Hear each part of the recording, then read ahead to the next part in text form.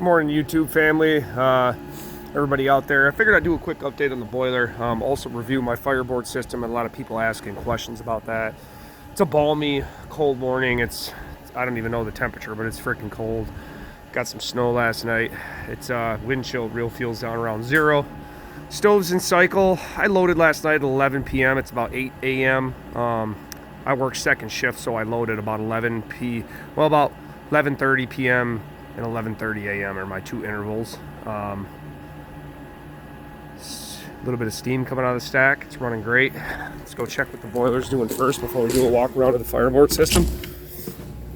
I'm running a 160 on, 185 off cycle. Long, wide differentials ensure a nice hot burn. Gassers run the best when they run hard and they run often. They like running long cycles. That's when they're the most efficient and you're going to get the most out of them. Short cycling a gasser is not the best. So let's see what's going on here. You guys know my boiler room. I got my exhaust fan. I don't really need it, but I run it. Oh yeah, still got a lot of wood left in here.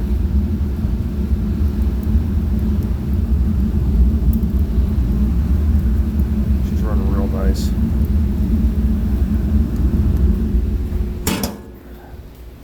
This is my Fireboard system. EGTs are going to be real high, yeah, because I just opened the door. And they'll go back down. It's going to go through all the different, so this is the control panel here. Got all my different zones, exhaust gas, house return. It switches through all those. This is a very nice unit. It's magnetic back, so it just sticks right to the front of the boiler. I ran powered through a USB cord all the way over to here. I also have my Ethernet cable, which is that blue cable running all the way from the house over here to a Netgear Nighthawk router. So I have a good Wi-Fi signal out here. It also gives me Wi-Fi signal around the property. See my little puppies back there? Here are all my sensor probes. I ran those right into the boiler. They run underneath of this side panel, around to the back of the boiler. Around to the back of the boiler here. I ran them out here, and then the big group of them comes out right there. So, this is my back of my stove. A lot of people run just the smoker probes and they tape them on. I don't like how accurate that is. The Fireboard makes these really nice half-inch NPT threaded probes. I called them and asked them if they could be submerged in water. They said yes, that's fine. They're stainless steel. So I'm running them threaded in, as you can see. So that's right in the water stream. This is all rated copper back here. I went a little OCD this year. But I have returns. This is my supply probe.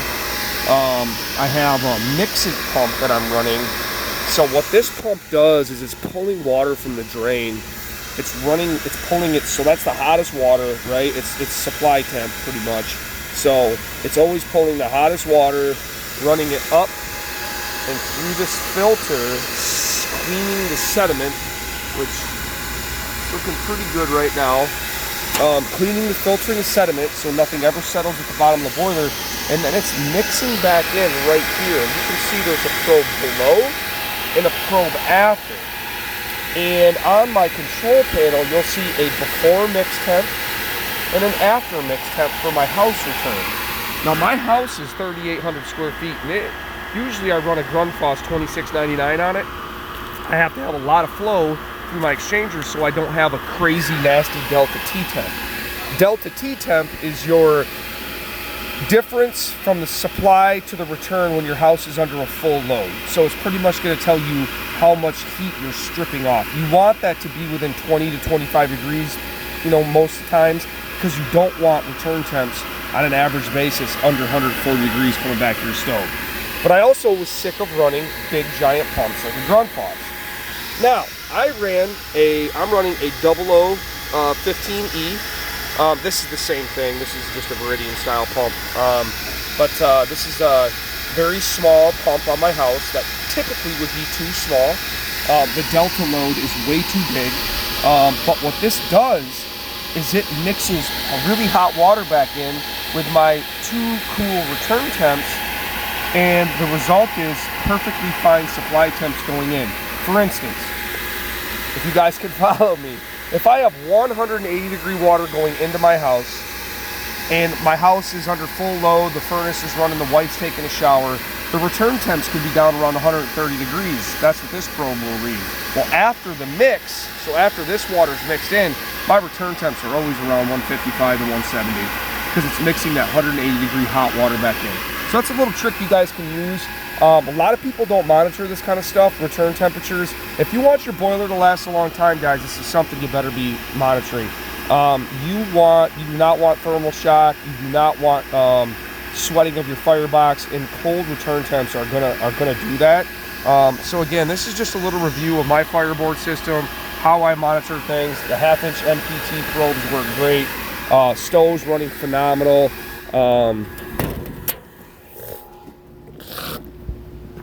We're almost up to temperature already. I just wanted to do a little bit of review. If anybody's looking for a very good system to monitor their temperatures, I really recommend this. It's a great system. It really works well. Take one more look at the boiler. She's running great. I mean, absolutely great. All right, have a good one.